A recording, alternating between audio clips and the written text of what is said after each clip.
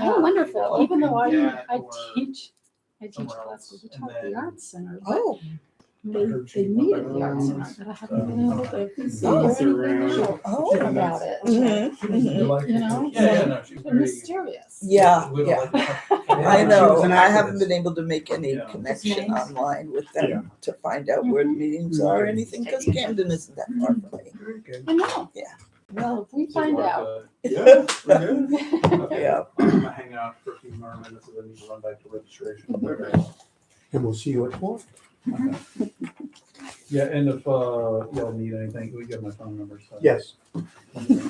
I'll let you know. Thank you. Well, I just wanted to make sure. I didn't besides. Actually, there's 2 seats at the table, but no one ever wants to sit by me. I'm sorry you have to do that. Well, I totally wouldn't. I mean, it's just as bad as sit by Jim. I'm going to sign this real quick. That's very touchy. To get thrown into the mix with me is he's mad at you now. We've never been in a workshop together. We are live if you want to get All started. right. Well, thank you everyone for joining us today. Thank you to the South Carolina Poetry Society for making today's event possible.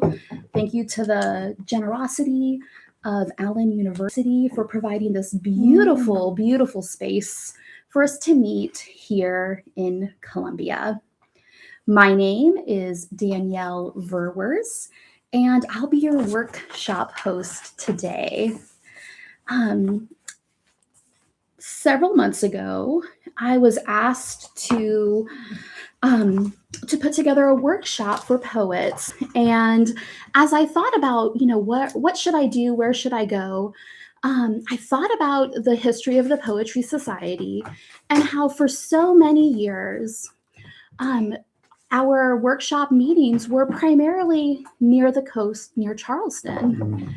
So as I pondered the fact that we're in this place, Columbia, South Carolina, what was historically a textile town with all of the commerce and social, business, and ethical implications that go along with that, I thought, what better topic for us to have in our workshop than garments?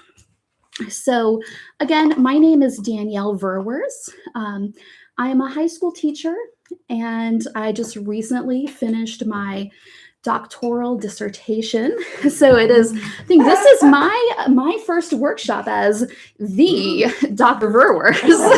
So sort of enjoying that for quite a while. We're expecting more now. Expect more, expect more or less. I'm not sure. It might have taken everything out of me. I don't know. So my work involves the impact of poetry workshop on high school students with mild disabilities. What was their experience like? And it was quite lovely. I learned that students were really using poetry to incorporate positive self-talk. They were addressing some really significant political issues, as well as all of those issues related to identity. So it was fascinating. Typically, these students are, when they encounter poetry, it's in a situation where it's highly structured. There's a right answer and a wrong answer.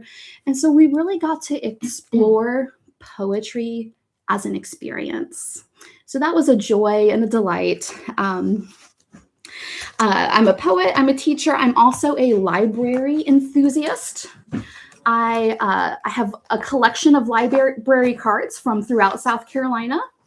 I'm about 75% complete. So I have a few in the upstate I need to get to, Oconee Public Library. I am on my way to find you. So I love libraries. I feel like they're such a unique representation of a community. I feel like I know a community when I visit their library. So that's a little bit about me. I'm also a mom of 5. Yes, my you heard that gosh. right. Woo. 5 children. So Congratulations. I told my husband we're in our little women era. Our oldest boys are moved out. Mm. And now we have a 17-year-old and twin 11-year-olds. Oh my God. Oh no, they just turned 12. They would not be happy if this. So we are in the little women era at the house where dad gets voted out of everything. And when we have friends over, he heads to the boys' house and hibernates out in the woods at their place. But I would love to hear a little bit more about everyone here. And so if you would, introduce yourself. And I want you to take a minute to think about a piece of clothing or a garment. It also could be an accessory that comes to mind that maybe reveals a little bit about yourself to the group. And if you're listening online, feel free to type in the chat. We'll check that on occasion. Everybody right there. Yes. So first piece of clothing, how about that? That comes to mind. Perhaps it was a piece of clothing you loved as a child. I have my mother with me today, and so I will tattletale on her a little bit. When she was a child, she always wore her bathing suit under her clothes, just in case an opportunity would present itself to go into a river, a pond, or a pool. She was prepared. So, fun fact about my mom, I think water has always been an important piece of your life, and then having that access to being able to access it because of your garments. Well, I thought we were supposed to bring some. So Yes. Oh, wonderful. And this maybe shows where I'm at. It's not. Okay. Oh, perfect. Let me just tell you. This is something I got long ago, and I thought, oh, cool, right? Maybe it's quilted. Well, one arm is shorter than the other. And so, it's just, it's cool, but it's not cool. Anyway, I'm also a quilter, so I wanted to keep the fabric, but I still, strangely, didn't have the heart to tear it apart. Yeah. So anyway, that's the story of this. Oh, this poor jacket living in the in-between of not being wearable, but not bad enough to tear up for a quilt or other projects. I can't even take off the buttons. There's just something. I hate to donate it because they'll discover, one arm is longer than the other. So that's that one. There might be someone out there with one arm as long. There you go. Yes. There might be. And they I need that. They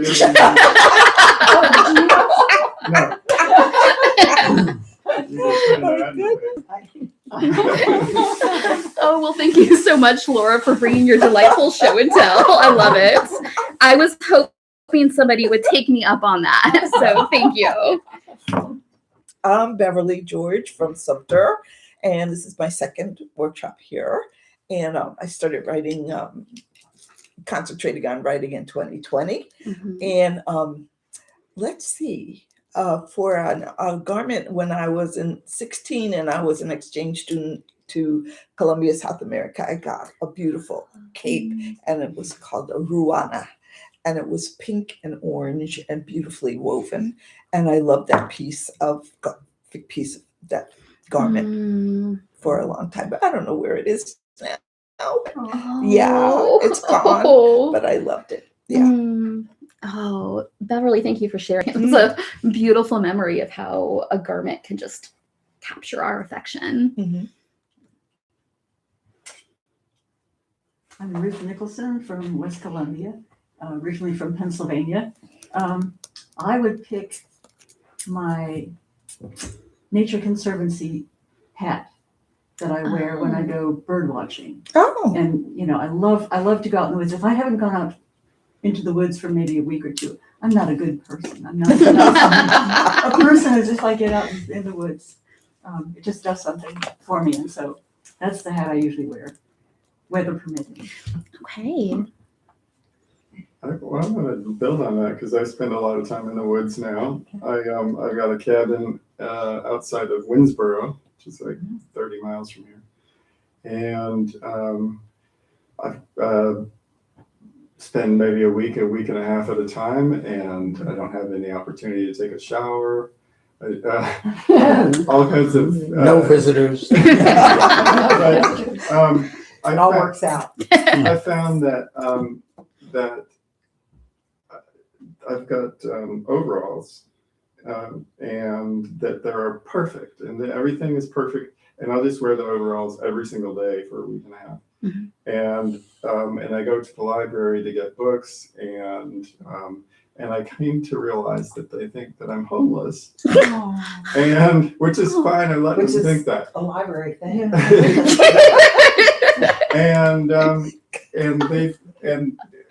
When I went to their book sale and I was looking for a dictionary for the cabin, and she said, well, we don't, like, they had all the books just weren't in specially in any order, and they said, well, we'll look for a dictionary, just could put down your name, or no, they wanted my phone number. I was like, well, I don't have a cell phone. So we'll just, here, I'll just put, and she writes down overalls. Apparently, that's what they all know me as. Okay. Overalls. Jim Overalls Lundy. Has a ring to it. Anyway. OH. Oh.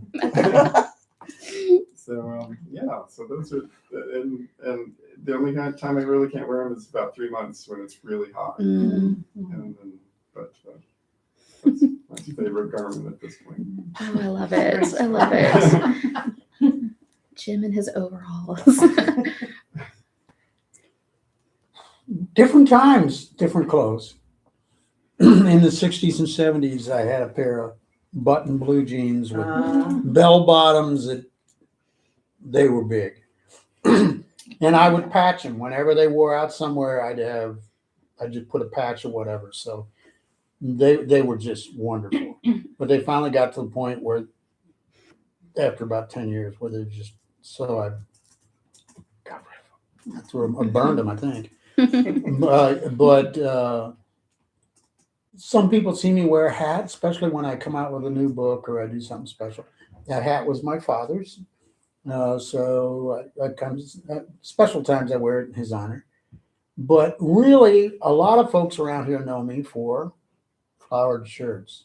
Okay. And I had about 20 of them.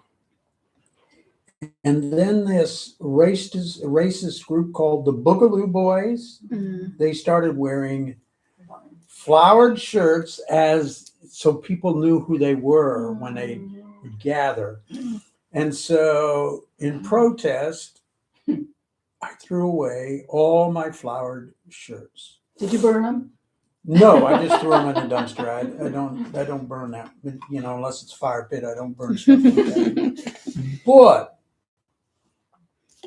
the last year or so, I've started buying flower shirts, and my kids and my wife buys me flower shirts. So I'm now back up to about 8, and I frequent Goodwill because I'm cheap. And if you know the novelist and poet Jared Metz, Dr. Jared Metz, he lives in West Columbia. He's retired. He's got 4 or 5 books, 10 or 11 poetry books. He owns a publishing house called Singing Bone Press, which he keeps still in St. Louis, where he used to teach.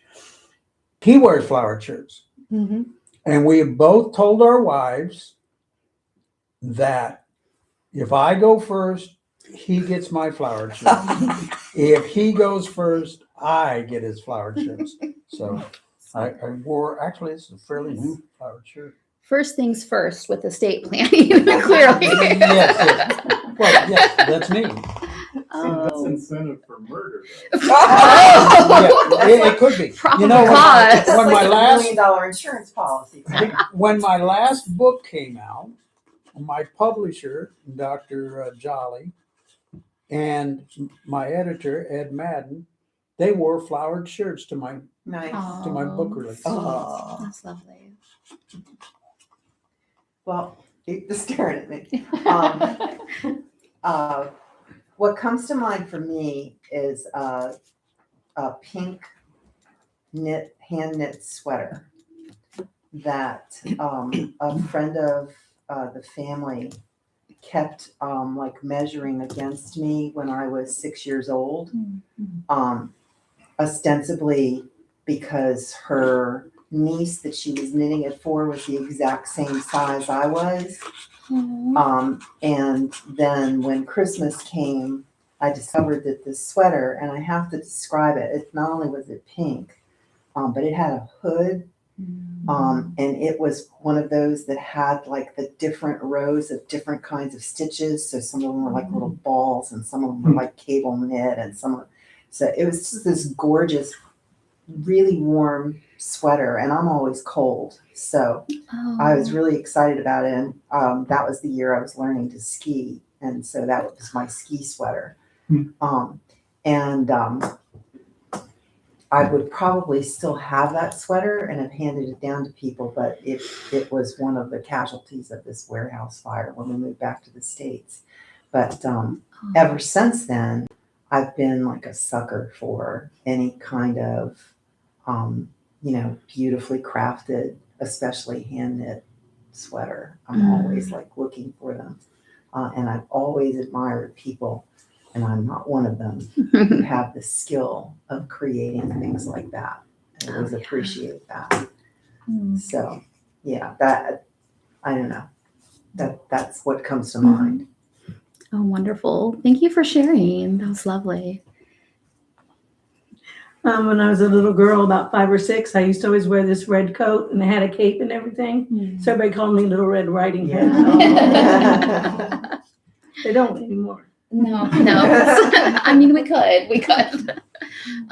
Well, it's funny you say that, because I bought a red wool jacket from Sears when I was pregnant with my second child, Jonas. And it had a hood, and I just loved this jacket. And it was, at the time, it felt very, very expensive. And my husband just insisted, you must get this jacket, because he saw when I put it on, I was just beaming.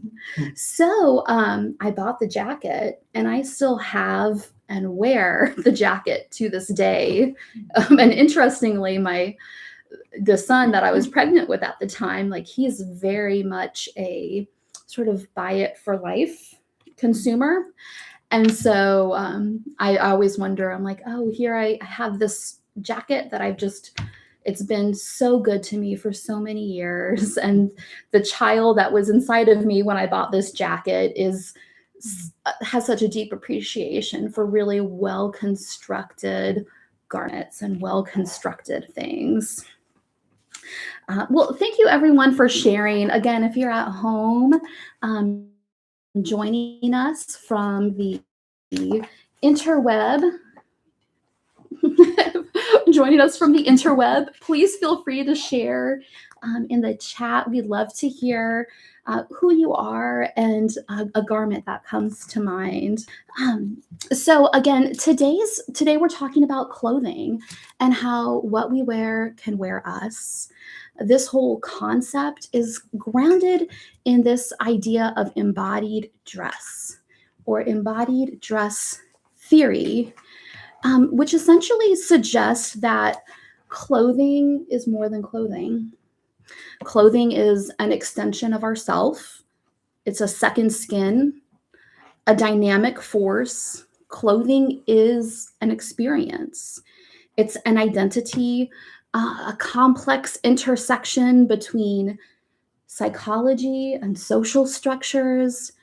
Can be a cognitive tool or even a cognitive primer. And it is also so dependent upon social context. But one thing we know for certain, despite our differences across the world, people everywhere dress. They dress themselves in some sort of garment, in some sort of fashion.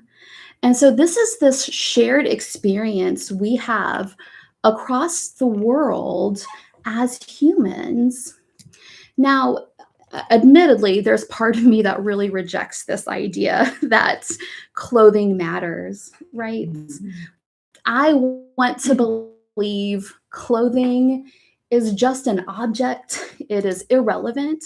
But I think we've all had that experience where an outfit or a garment has changed our emotional state, our relationships, our way of thinking.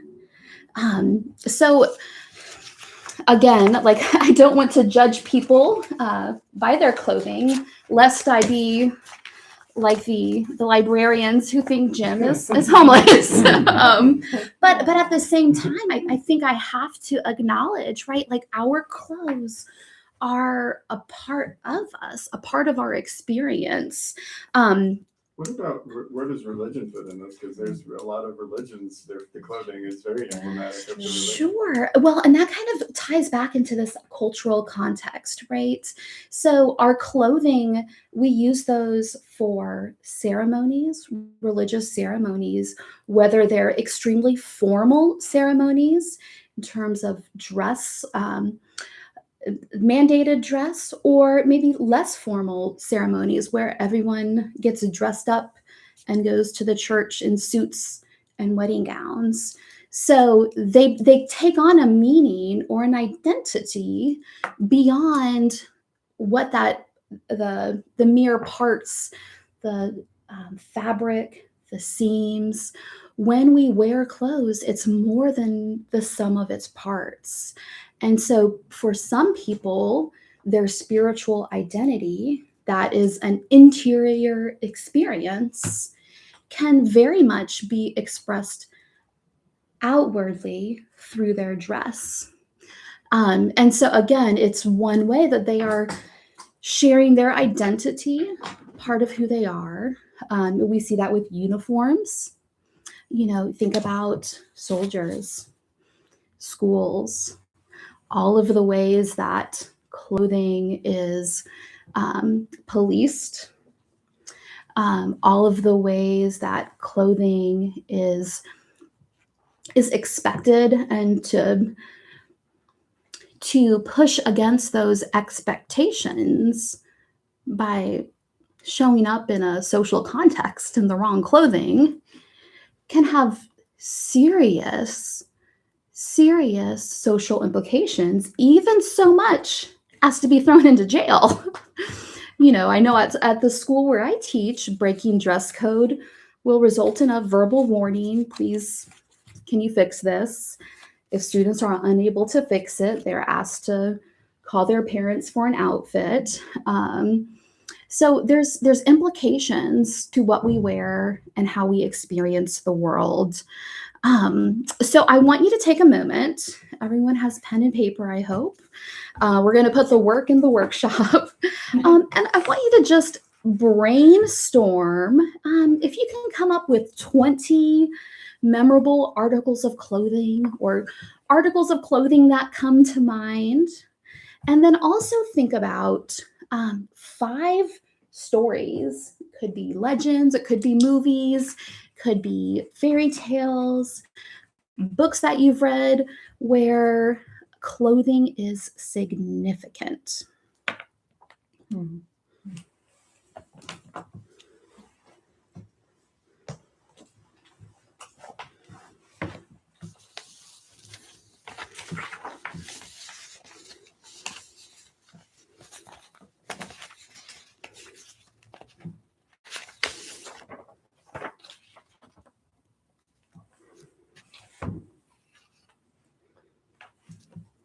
Do the clothing bits need to be something we actually wore and or owned? Nope, just Okay. something that kind of creates some emotion for you. Okay.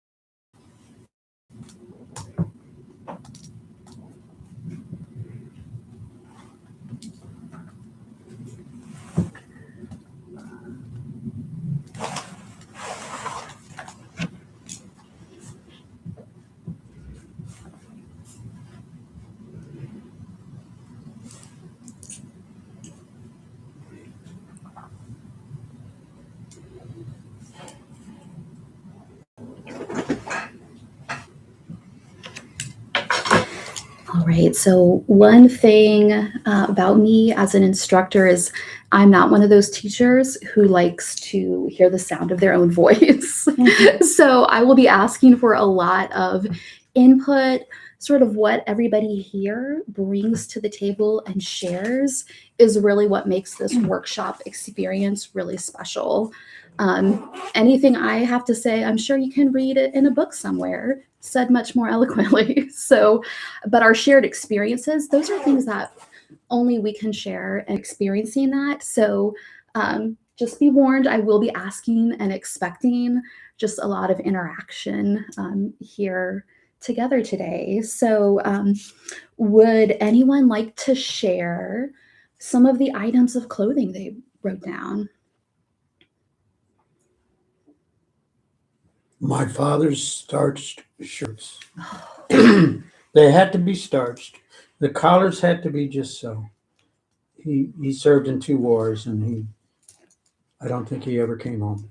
I'm joking, but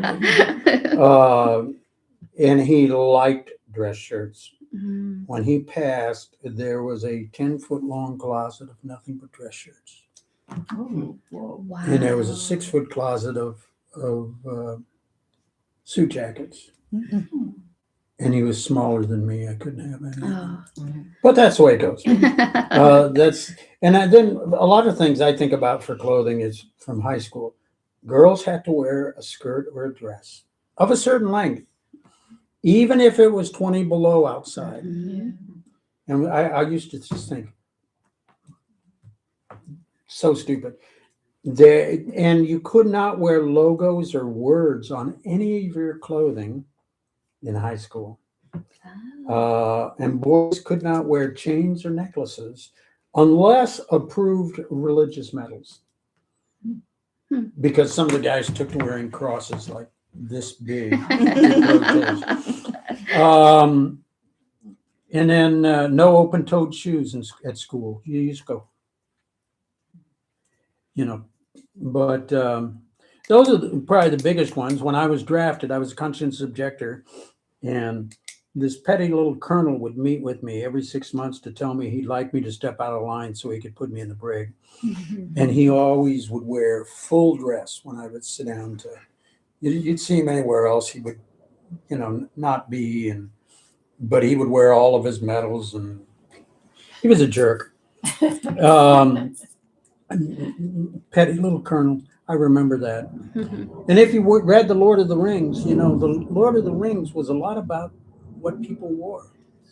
If you think about the descriptions, whether it was a hobbit, whether it was a wizard, whether it was an elf, whether it was an orc, clothing was very important in describing and establishing who people were. Gandalf the Grey, the white wizard, this wizard, that wizard.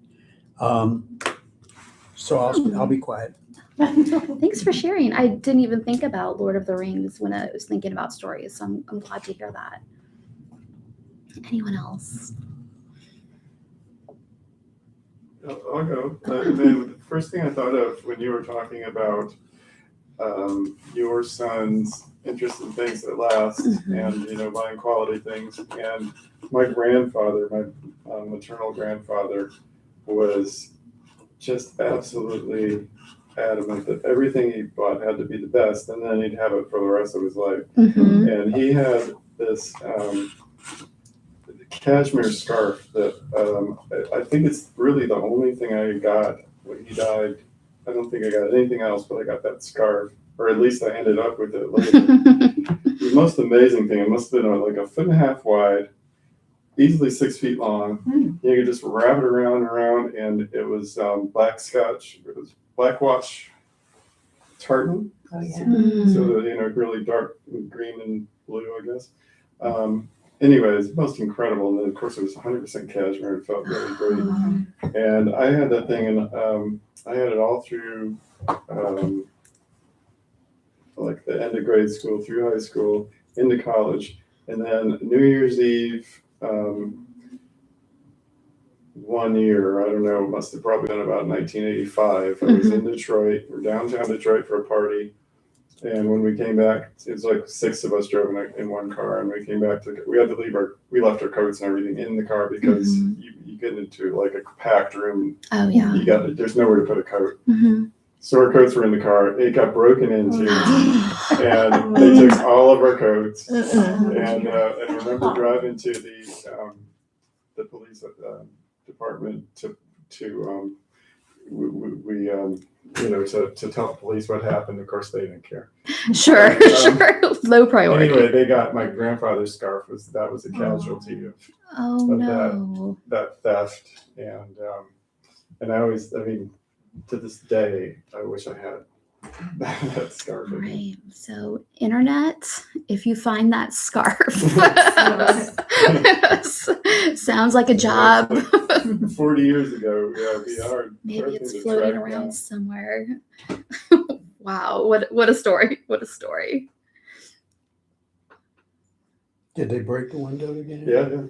Oh, in the wintertime in Detroit, that'd be ugly. We were dying in there. It was like, minus 20 degrees, and we were driving down the road with window broken out. And no coats. No coats. Absolutely no coats. Oh no.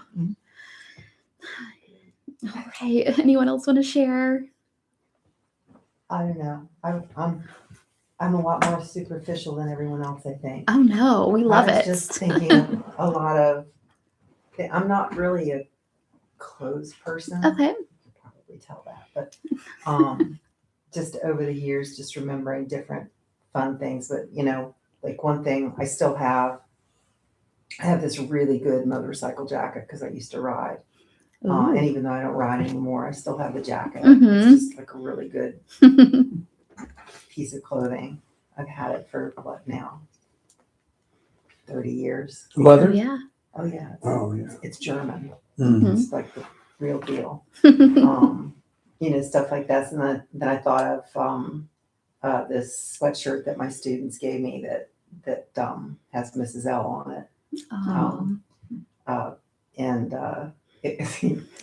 Al's gonna find this funny because he was also a coach. But if you knew the competition we had and where I taught, you'd be like, oh, that's cool.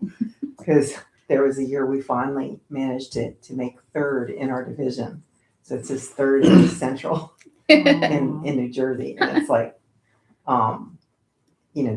my kids were all working class. I taught them. They were beginning tennis players when I got them as freshmen, and I taught them how to play. So, by the time they were seniors, if they were athletes, they would be pretty good. And they actually competed, in this division with all these country club kids. And so that sweatshirt I still have. I almost never wear it because it's not cold enough down here. It's not cold enough. Yeah. But in New Jersey it was. And then just stuff like remembering stuff my dad wore. Like he was a fighter pilot, so he had one of those flight jackets with the fur collar and that he wore all the time. And my mom, complete opposite kind of person. She wore like designer clothes. She was really gorgeous and little. She's one of those people. I obviously got none of her genes. Oh, please. But she was like 5'3" and really little, so she could wear stuff off the rack from that they had modeled. So it was discount, but still designer fashion stuff. She used to wear that. So she was always just very dressed to the nines. And I still have her. She had all of these designer scarves from like the 60s, like Bill Blass and Peter Mac and stuff like that. So I still have all of those. I've been thinking about maybe getting them framed because they're kind of art. Oh, wow. I mean, I never wear them because they were my mother's. I just have them. And I keep telling myself they don't take up a lot of room, so it's okay. Okay. And you made me think of probably my favorite pair of pants. I tend to wear pants, not dresses. And probably my favorite pair of all time was, I think I was a freshman or sophomore in high school. And in that's 69, 68, somewhere in there. These huge bell bottoms that were like little hip huggers and stuff. But one of the legs, they were bright purple and white pants. One of the legs was stripes all the way, broad stripes all the way down. The other leg was big flower child flowers all over it. Wow. I thought those were the coolest pants. I thought I was Wow. cool, too cool for school every time I wore those. It's like, Wow. yeah, that was about as wild as I ever got.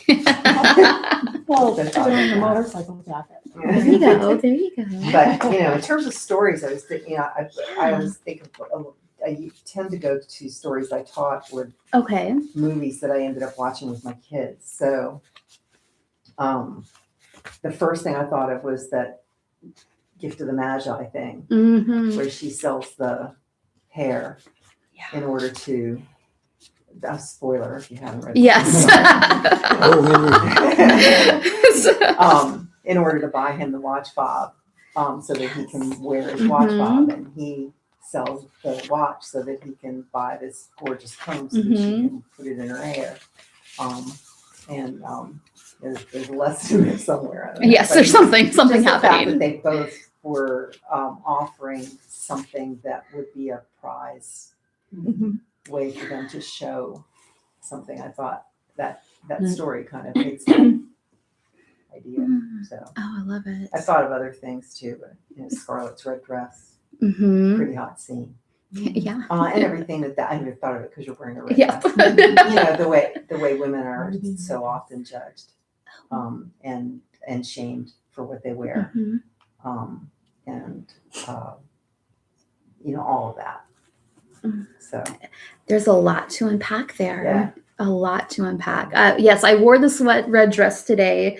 it looks great. Thank you. Well, the only thing this dress lacks is a pocket. If it had a pocket, See, I'm wearing this dress because there are pockets. sure. But this is what my 17-year-old daughter would call an eating dress.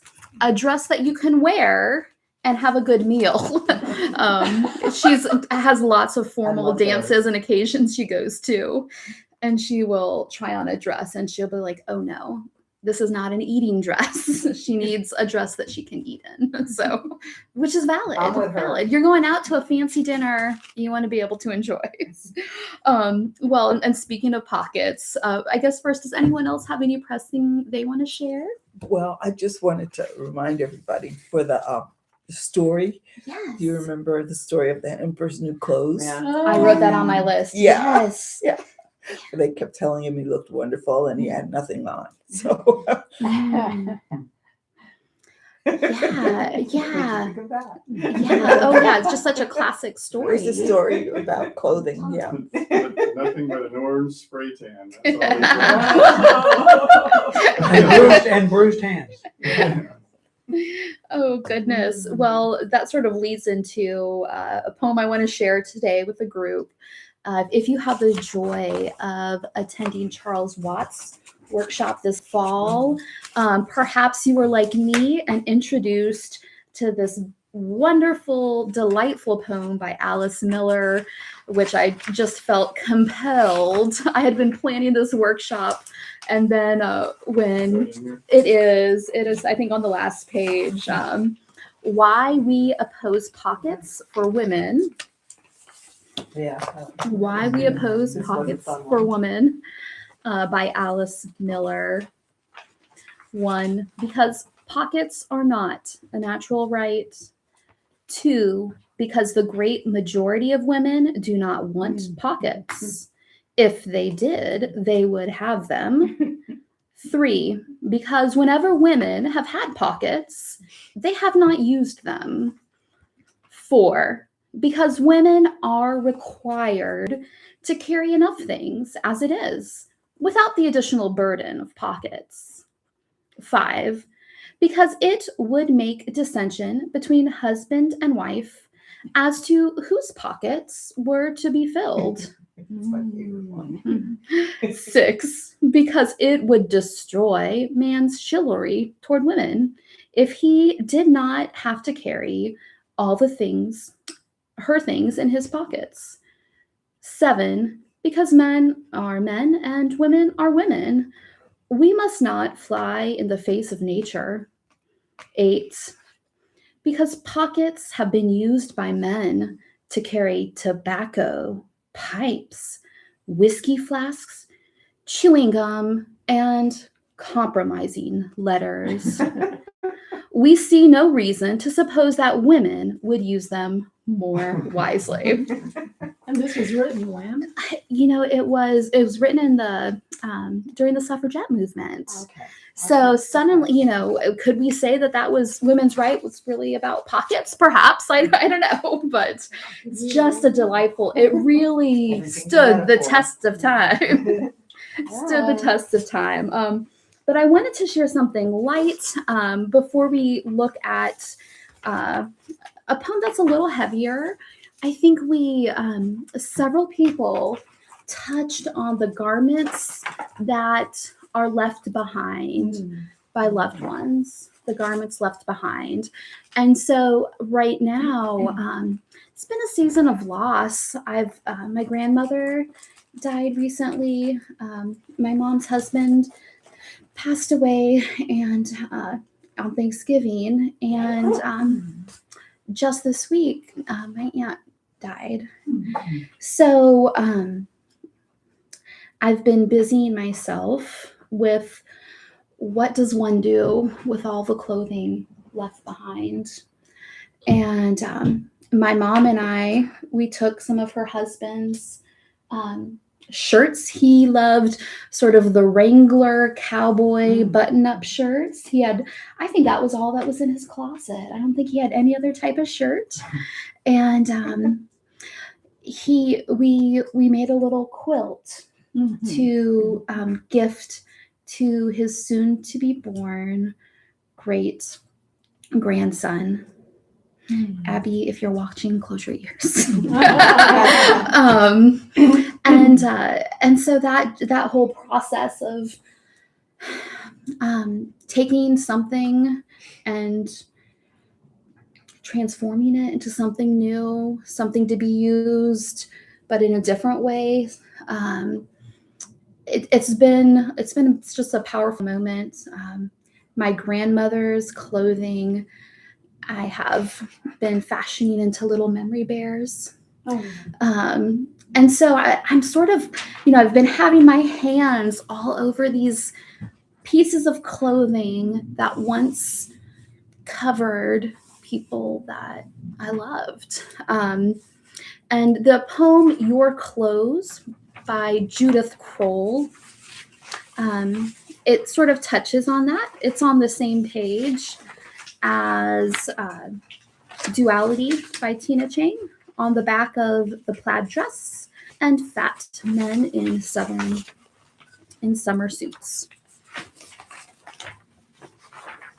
Let's do the title again. Your Clothes by Judith Kroll.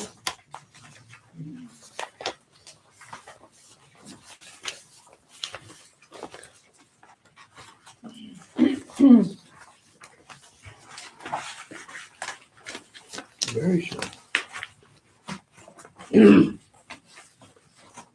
So I'm going to give everyone just a moment to read through this quietly to themselves. Someone should read it out loud for the. Oh, sure.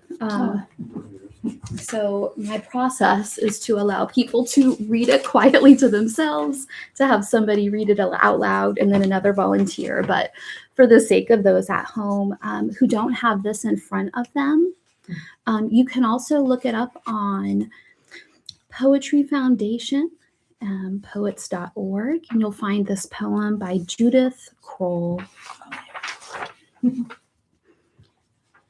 Your clothes. Of course, they are empty shells without hope of animation. Of course, they are artifacts. Even if my sister and I should wear some, or if we give others away, they will always be your clothes without you, as we will always be your daughters without you.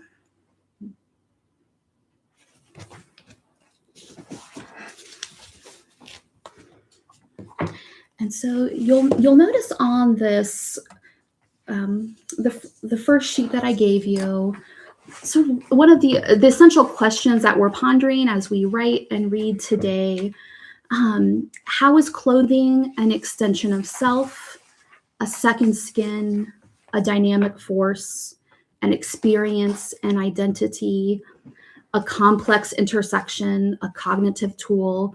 I want you to ponder those questions in relationship with this particular poem. I think it really has some very obvious connections there. Which poem is that? That is Your Clothes by Judith Oh, Kroll. the one we just did, right? Yes.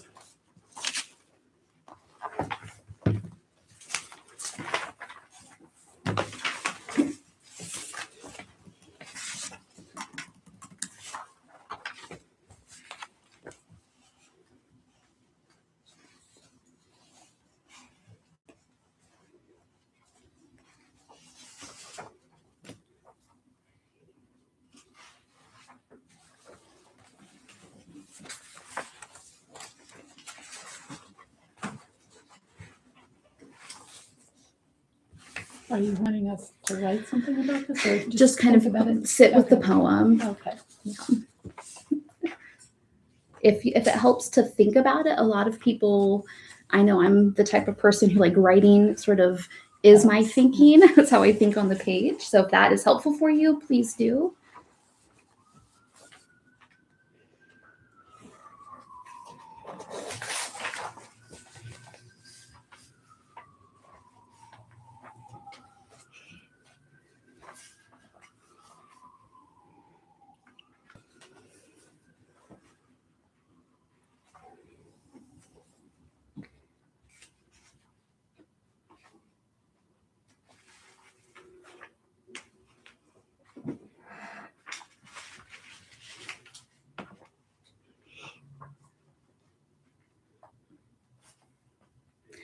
Would anyone like to share sort of their thoughts and observations in connection with kind of the questions that we're pondering about what is this article of clothing functioning as in this poem? How is it conveying a message? How is it creating an experience?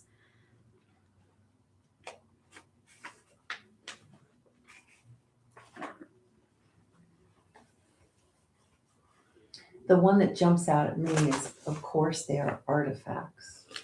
The word artifacts. I just find it a fascinating choice. It's not a word I would use, but what does that mean? It means your clothes are seen as a representation of who you are or were. Your clothes are seen as something that is the kind of living embodiment of you. Mm-hmm. And so I started thinking about what's hanging in my closet that my kids will have to, get rid What of. will they have And to I'm sort like, through? Ooh, maybe I need to clean that out before they get there. I don't know if they'd be disappointed. Mm. Oh no! Yeah. Oh no! Worry more about Just notebooks. leave your mother's scarves. I don't know. Any other thoughts?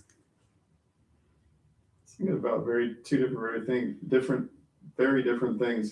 Going back to when my grandfather died, he was the first person I think I knew that died. Yeah. Because I was like, I guess about 11. Okay.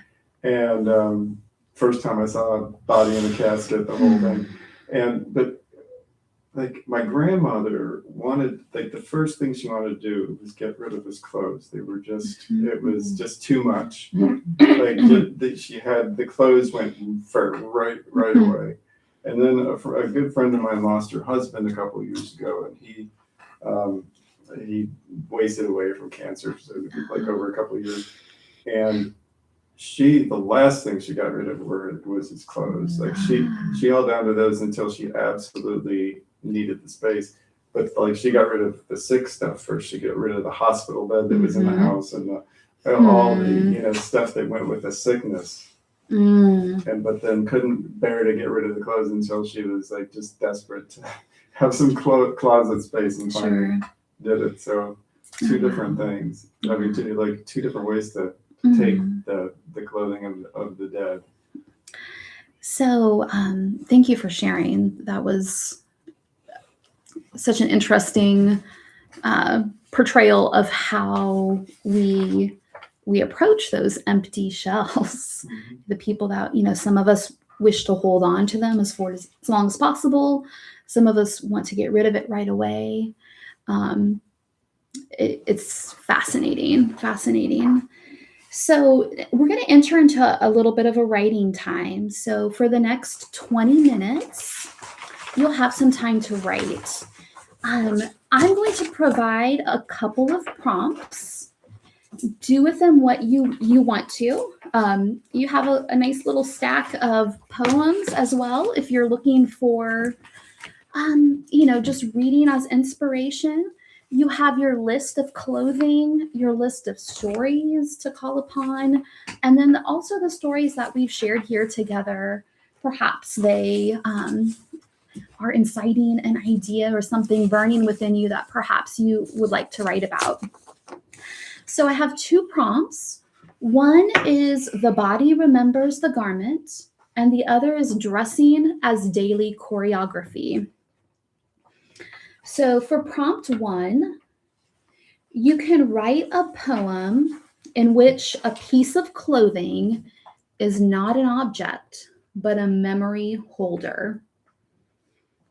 We're going to let the fabric record the posture, the temperature, sweat, restraint, ease, or desire.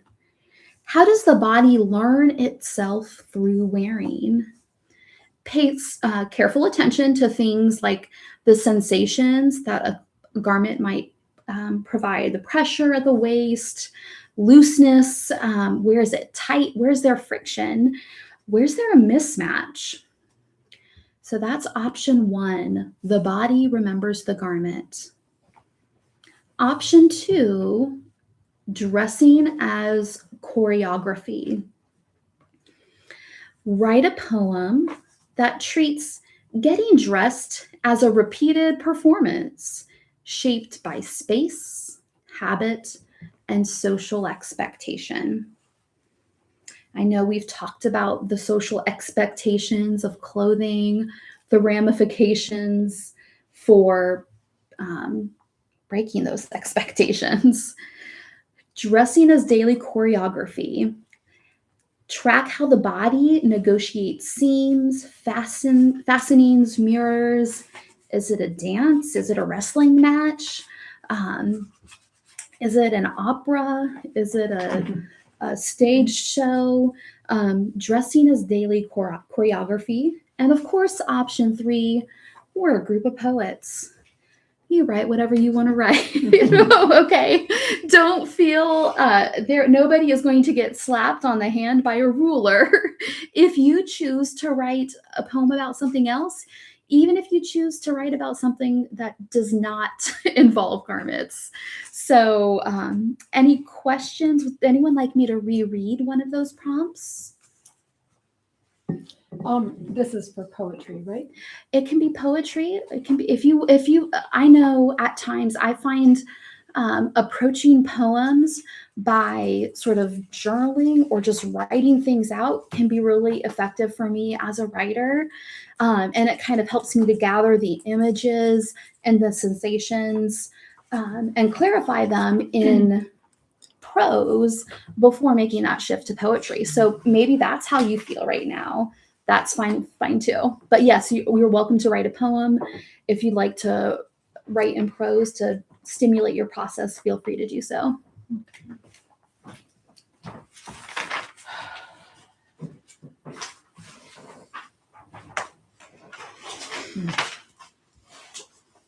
Is everybody doing good? Everyone feeling good as a writer? Okay.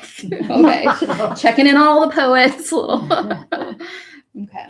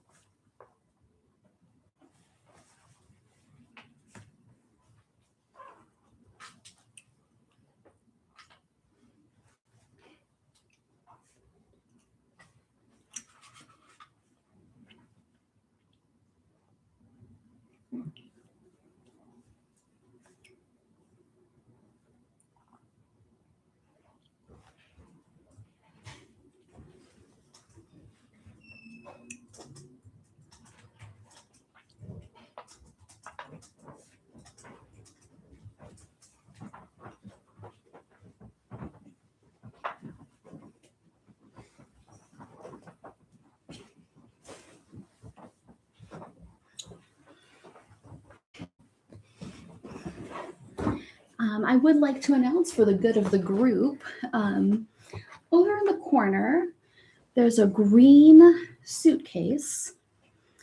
It is Pandora's suitcase. Once it is opened, Don't open it. I've read this story. you read the story. But if you're having a difficult time coming up with ideas, or you're just curious, you want to touch some fabrics and think about clothing, you're welcome, if you dare, to open Pandora's suitcase.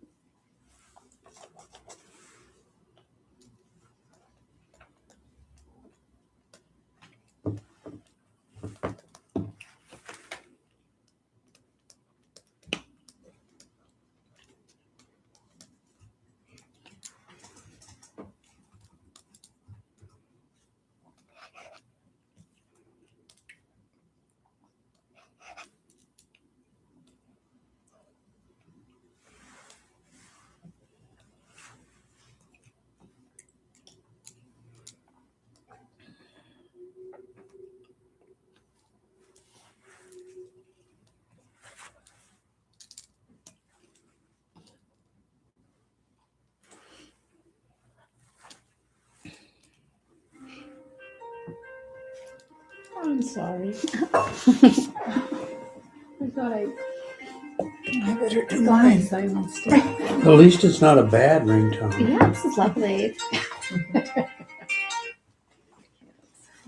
Time to meditate. I think we'll take maybe 5 more minutes.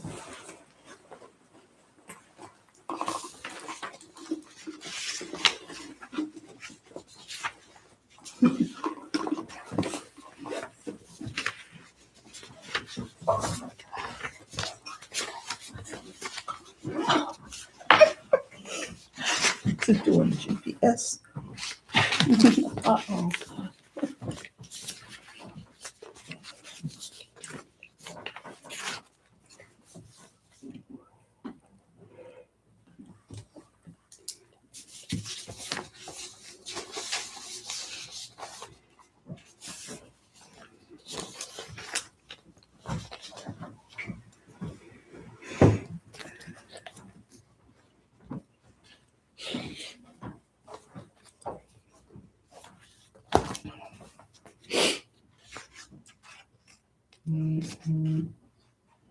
Come on. We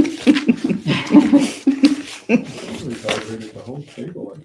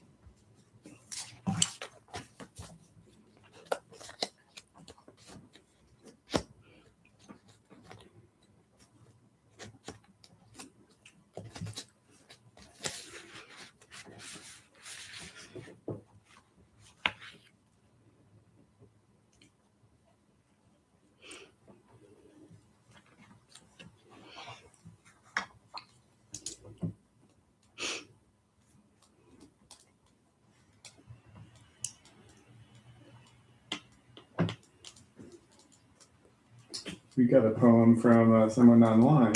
Oh, Wants to yay. share his poem. So we'll Wonderful. do that when we're ready. Please, please. Perhaps 2 more minutes to sort of.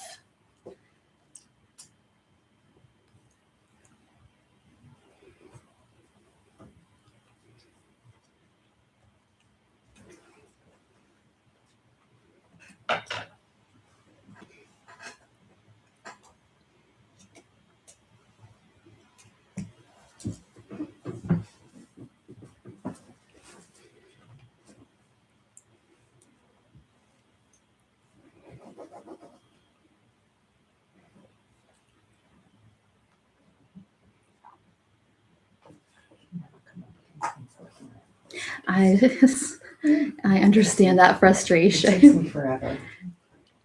This is terrible. Yeah, I know. Don't worry. Mine'll be the worst. No. No fear.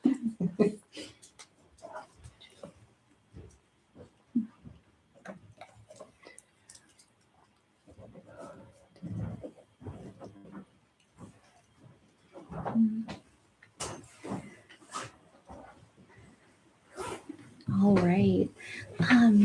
Jim, do you want to share what our workshop participant online Yes. wrote? Thank you. This is from Mark Waldrop. He used to live in Monk's Corner, but now he lives in New Mexico. Oh, I believe wow. it's New Mexico. He's been Hello. joining us on our live YouTube lives for quite a while now. And I hope I think he can hear me. So he was a funeral director. Oh, Awesome. Retired. Clothes matters. wow. Wow. Wow. That's one of the things I put down. Is what we buried my mother in. It's called What I Should Do with His Clothes. I open the closet and there they stand, sleeves that once moved with a working man. Each shirt remembers the shape of his days, the weight of his laugh, his quiet ways. I ask the air, the walls, the floor, what do I do with what he wore? Do I keep them close, a private ache, or let them go for another's sake? Some pieces belong to family hands, a jacket, a hat, what love understands. things that still carry his voice and face, tokens no stranger could replace. Some may fit a friend just right, who'd wear them gently, honor his life, not as used but handed down, with stories stitched in every seam and gown. And some should travel further still, to warm a body, to meet a need, to heal. Donations turn grief into grace, let kindness walk in his old embrace. There's no wrong, no rule to obey, no clock on mourning, no right way. Keep what speaks, give when you're ready, let your heart, not guilt, be steady. Clothes are cloth, but love remains, not in hangers, not in stains. Whatever you choose, you're doing it right, because love guides your hands tonight. And that was You just whipped that up. Mark. I think he had that. Yeah, me too. Okay, Mark, if you just wrote that in this 20 minutes, we I all hate hate you. you right now. He corrected me. He's in Colorado Springs, Colorado. Oh, wonderful, wonderful. What such a beautiful piece. Mhm. Wow. There's a little bit of rhyme and alliteration. Yeah, I've noticed some of the more prominent poets are sort of returning to rhyme. Amanda Gorman's Mhm. most recent poem by in memory of Renee Good sort of has a rhyme to it, which I think is interesting to see things kind of come in full circle in terms of poetry trends. Well, gosh, Mark, you're making it really difficult for anyone to follow you, but I really loved how your piece captured just some of the nuances, some of the dilemmas that death brings. How do we honor these articles that somehow feel like a piece of the person? And that kind of heralds back to this idea of clothing as a second skin. It feels very much a part of the person and yet unanimated when they're gone. And how do we honor that person and that life as we handle their garments? So that was beautifully rendered. Thank you for sharing with us.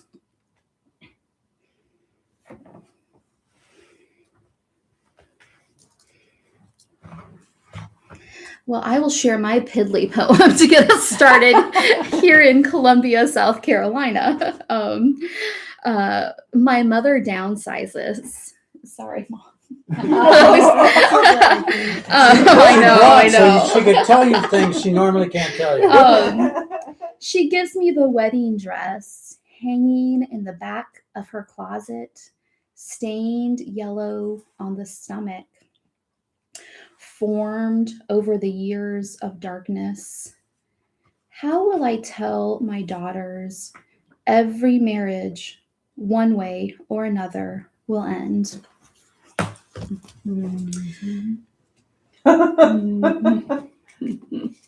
Oh dear. I know, it's a little depressing. I told you guys there's been a lot of loss. It's life. It is. It is. Poetry is cathartic. It's so true. So true. I encourage, whether you see yourself as an award-winning poet or somebody who has trouble with words in general, finding the right word, engaging in the arts, we know is so healthy and so healing. Mhm. So, I'm so grateful for people all over the country joining us via the interweb, and really thankful to be with you guys here today. As I said, it's sort of been a season of grief, and it is so healing to be here in this room. I like the very minimal description you offer of this wedding dress. Just enough so that we get a sense of I don't think you should mess with that. Okay. We go back to rework it because it's just enough Okay. so that we can imprint whatever we see as Okay. a dress. We don't get enough detail that can only be her dress. Okay. It could be my dress. It could be your. It could be Sure. anywhere. Okay. And then because that's not really the point of the poem, is it? Yeah. It's funny. I I was going to write about something, and then I was like, okay, I'll just put down. I have 3 leather jackets. My husband also rode. I still have them. I just passed 10 years as a widow. So that's how long they've been sitting in my damn closet. And I just can't. And I wrote down, each letting go is another death. And then I sat here and I went, I am not writing that poem right now. I didn't want to create that mood. So I went with something else. But yeah, it's that feeling that, you every time you put something away that was a part of someone. So, and those, I probably, my poor daughter's probably going to end up having to deal with it. I can't. Yeah. Yeah.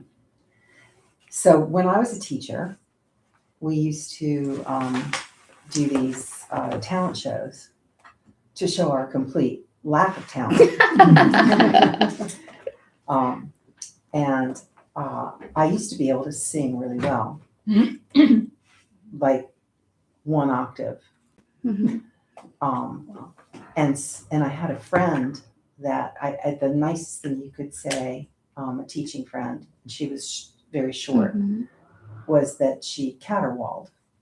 She could not hit a note. It was horrible to listen to her. And I found this out because I used to go What to did you call it?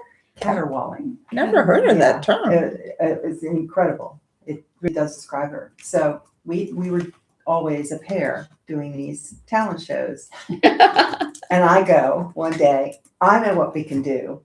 I'll be Cher because I'm taller than she is. And I could do Cher's octave. And you be Sunny because Sunny can't sing. So she puts on leather pants and a mustache. And I put on this. Anyway, so it's about our imaginations are going wild right now. Was there a wig? As a costume, Cher laughs. The slinky knit neck to toe gown clings to every curve, but lacks her trademark cutouts to expose belly button or cleavage, full spine, hiding cropped blonde hair under multicolored tinsel. Cleopatra bangs, sparkling, meets Cher's spirit, but too tacky a coiffure, even for her. She belts out, I got you, babe, for a student fundraiser, assumes yet another identity, teaching life. I told you it would suck. I can't do it, but I was trying to describe that. Fun. Yeah, I mean, it does capture that moment, like the role, and I think it sort of, and this is what I tried to stay away from in our time together today. So often as educators, we get into teaching as a performative role, right? Teaching as performance, like we have a script, we have a performance that we're expected to execute. And I try to resist that as much as I can and bring as much humanity to the work that I do. But you still wear a costume. You still wear a costume. You still are wear a mask. Brings in love. Yes. And you'll notice that in fact Denver's poem, We Wear the Mask, is included in the little packet we shared today. And Mark, if you email me at verwersdanielle@gmail.com, I'm happy to share the packet of poems that I shared with participants here today. And that's verwersdanielle@gmail.com. But yeah, thank you for sharing. Would anyone else like to share what they wrote? Please do, Laura. Okay, well, I felt like I had permission to do something about performance. Okay. Actually, excuse me, that must be the allergies. So this is my experience. Tick, tick, tick. Time orders me to choose. Tick, tick, tick. The black and white or black and black. Tick, tick, tick. Staccato button up. Tick, tick, tick. Tucked, zippered, and ready to go. Click, click, click. Low heels against the stage, ready to take and dance upon the strings. Oh, as my three daughters all are in orchestra, and I love how your language sort of really the onomatopoeia that you used really kind of captured the sounds and the time and the meter. That is certainly like kind of always playing in the back of a musician's head. Like, you don't want to be too fast, you don't want to be too slow. And my twins, they're in 6th grade, are getting ready for their first orchestra concert. Mm. And the dress decision process is really a whole thing, but it's really just black or black. I'm not sure why we're investing so much time, but it is. You're just like, okay, we've got to choose. This concert's coming up. Oh, I love that. Thank you for sharing. Any other feedback or thoughts about Laura's poem?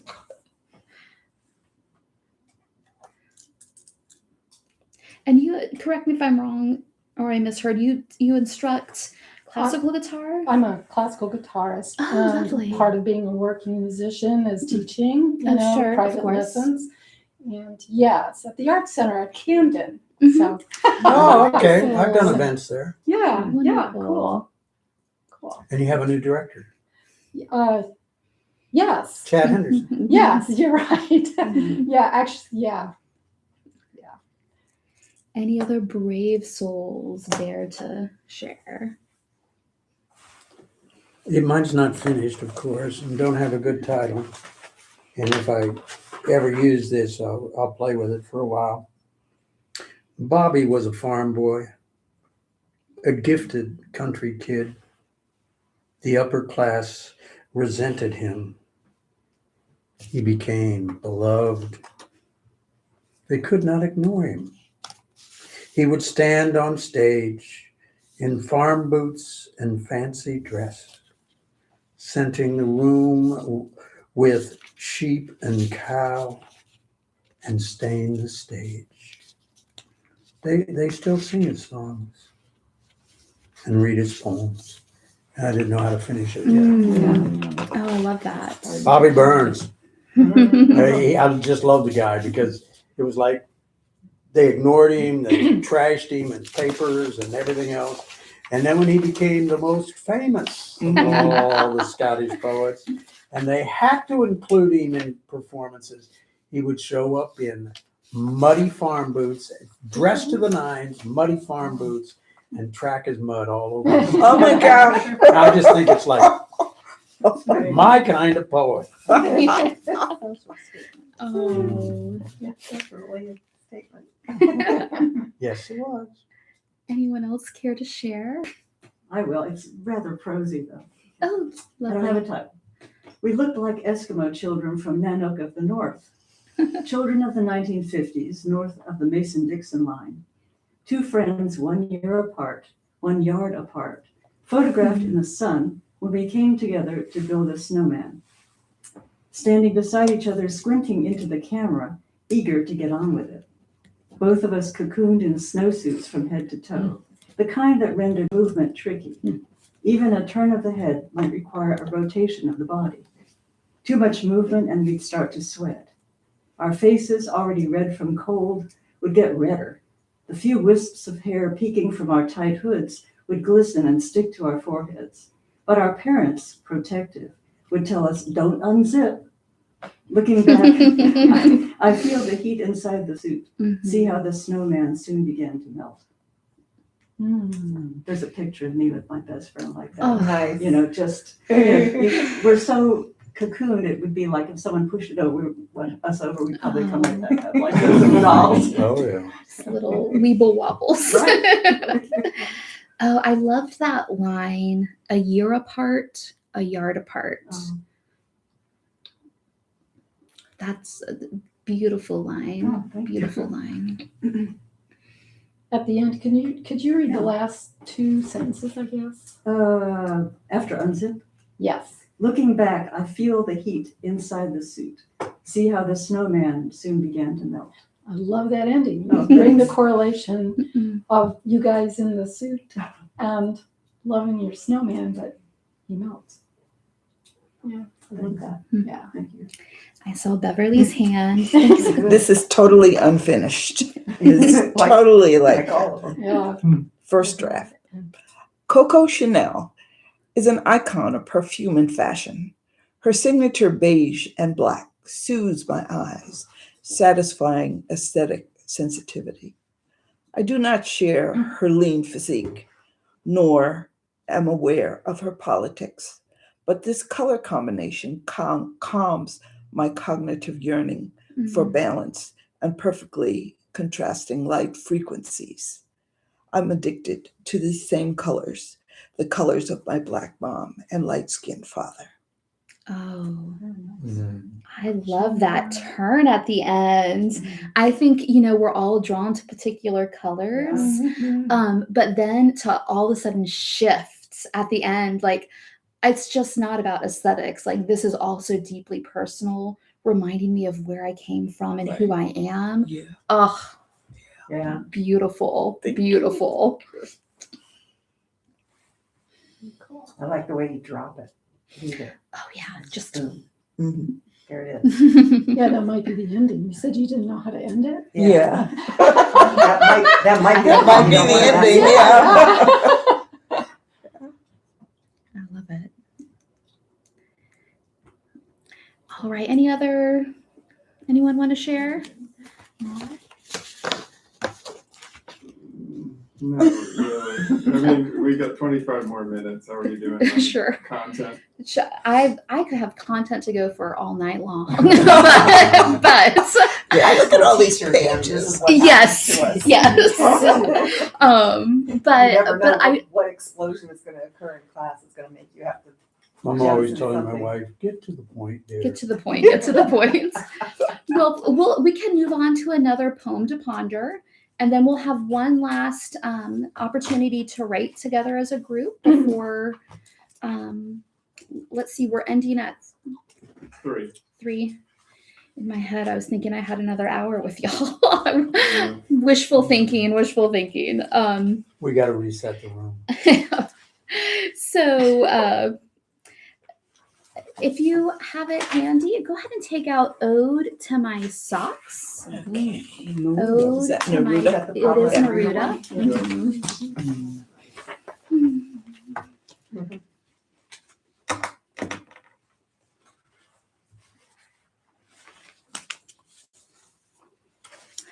All right. And for the sake of our online participants, I will read this aloud and then I'll let you guys have a moment to sit with the poem and then I'll take a volunteer to read.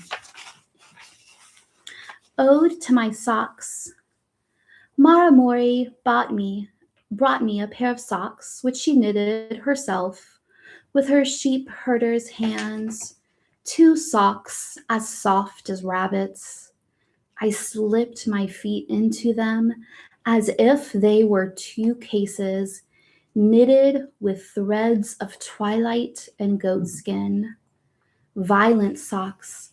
My feet were 2 fish made of wool, 2 long sharks, sea blue shot through by 1 golden thread. 2 immense blackbirds, 2 cannons.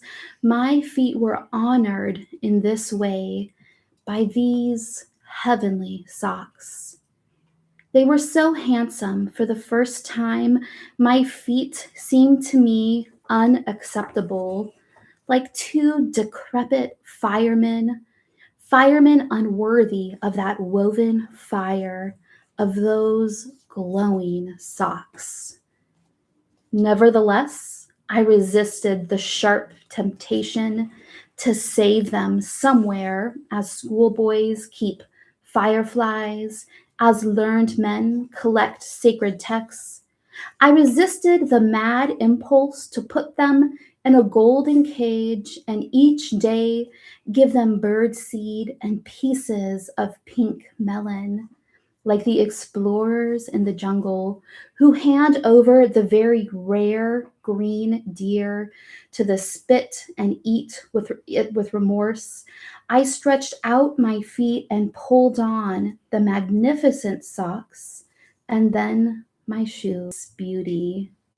And what is good is doubly good when it is a matter of two socks made of wool in the winter.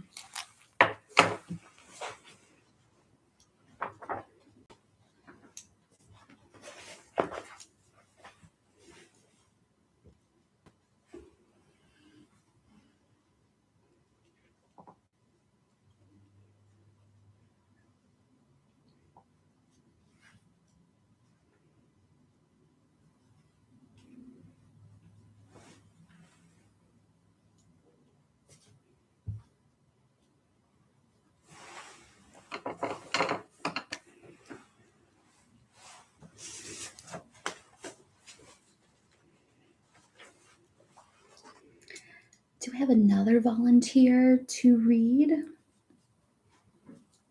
To read what? the poem one more time before we have our last prompt?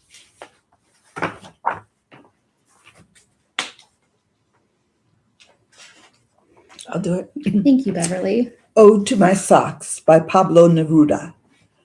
Mara Mori brought me a pair of socks, which she knitted herself with her sheepherder's hands. 2 socks as soft as rabbits.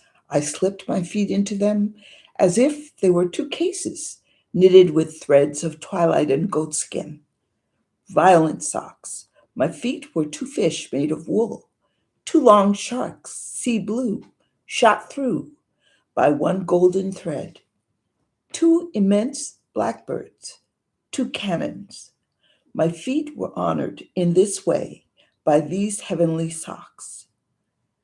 They were so handsome for the first time, my feet seemed to me unacceptable, like 2 decrepit firemen unworthy of that woven fire, of those glowing socks. Nevertheless, I resisted the sharp temptation to save them somewhere, as schoolboys keep fireflies, as learned men collect sacred texts. I resisted the mad impulse to put them in a golden cage and each day give them birdseed and pieces of pink melon, like explorers in the jungle who hand over the very rare green deer to the spit and eat it with remorse. I stretched out my feet and pulled on the magnificent socks and then my shoes. The moral of my ode is this: beauty is twice beauty, and what is good is doubly good when it is a matter of 2 socks made of wool in winter. Thank you so much. As I listen to that, I'm thinking of Elizabeth's sweater made with love. And I think many of us have been recipients of articles of clothing or items that were made for us and perhaps even seemed so precious, so perfect, that you felt somehow unworthy to wear them. So for our final prompt, I'll give you a couple of prompts to choose from.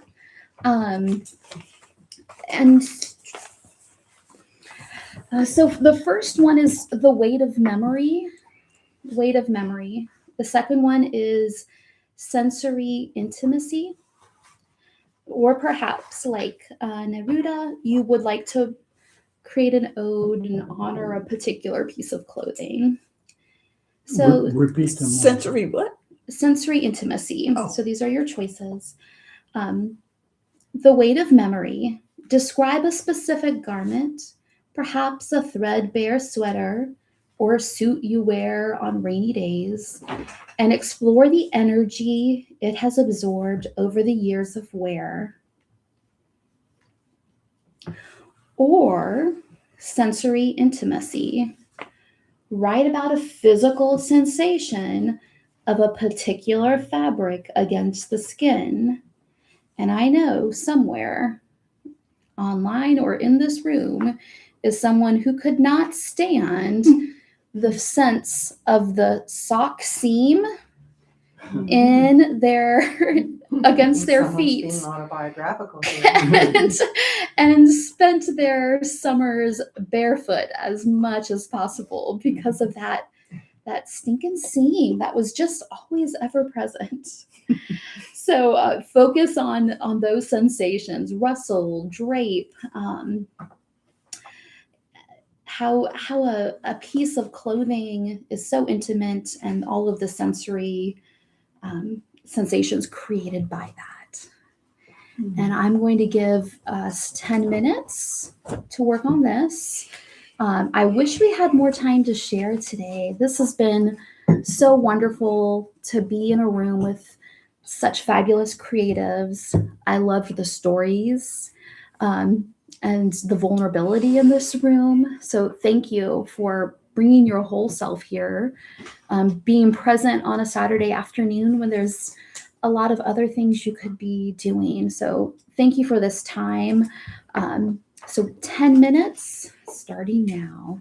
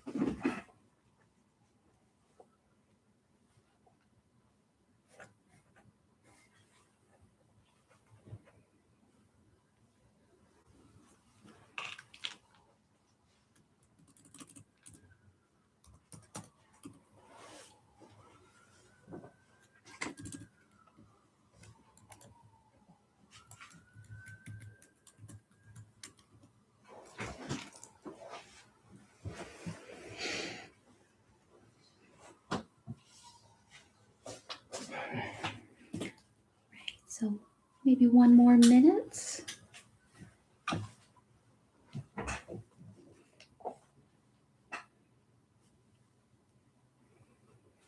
And I'll go ahead and begin with a poem that I wrote before because I can cheat. That's the nice thing about this sort of thing. As I mentioned, my grandma died in May, and she was one of those wonderful grandmothers that thought you were just perfect.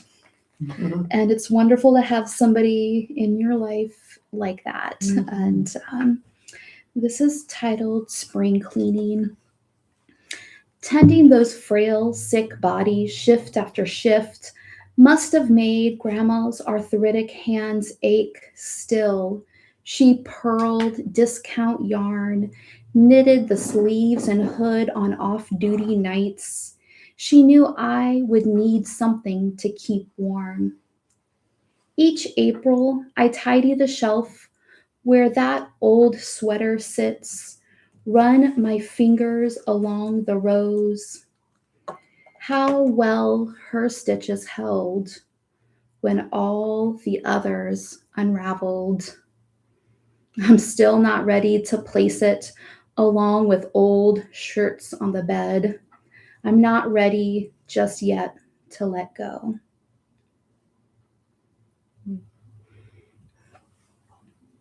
Would anyone else like to share? I'll read one. Thank you. All right, I decided to do an ode. Ode to the Giant Man.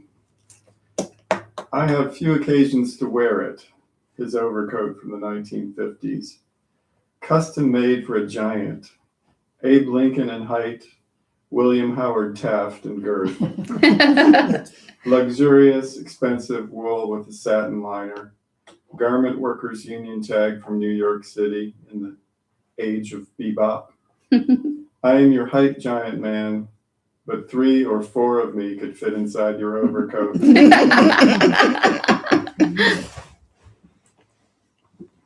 He bought beautiful things made by craftsmen now dead. The giant dead too, no doubt. Heart attack, I'm guessing. I took it to a Russian tailor who said he would do what he, or I'm sorry, who said she would do what she could. A month later, I get a call. Heavy Russian accent. Your coat is ready. Well, your coat, it is ready. She must have taken 30 inches from the chest. Still too large, but I suppose she was right. It is my coat now.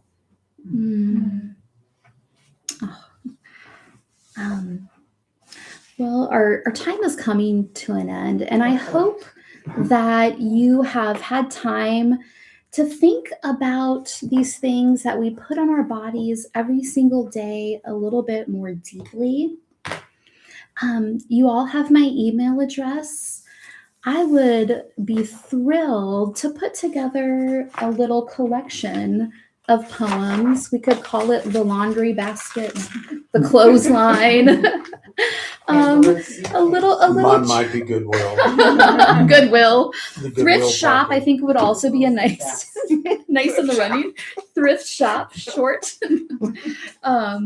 So, you know, if we have enough people sort of sharing poems about clothing, maybe we'll assemble a sweet little chapbook to sort of honor our time together, honor this town, Columbia, a textile town where we're gathering today, and celebrate each other's work. I am really excited about what I heard today from you all here at this table, and I think others would enjoy reading your work as well. Please, I've left you with a lot of poems that we did not have time to read today. I hope you enjoy and perhaps find time to read them. And again, thinking about this idea of our bodies and how clothing is a sort of second skin and all that that means for us as people wearing clothing and dressing ourselves every day. My email is verwersdanielle@gmail.com. Send me your poems. It's been a delight being here today. My deepest gratitude to the Poetry Society of South Carolina, Allen University, for providing us with this beautiful facility. Thank you so much. I'm cut for all my friends. Okay. I have a feeling Danielle's done this once or twice on camera. Oh, the Zoom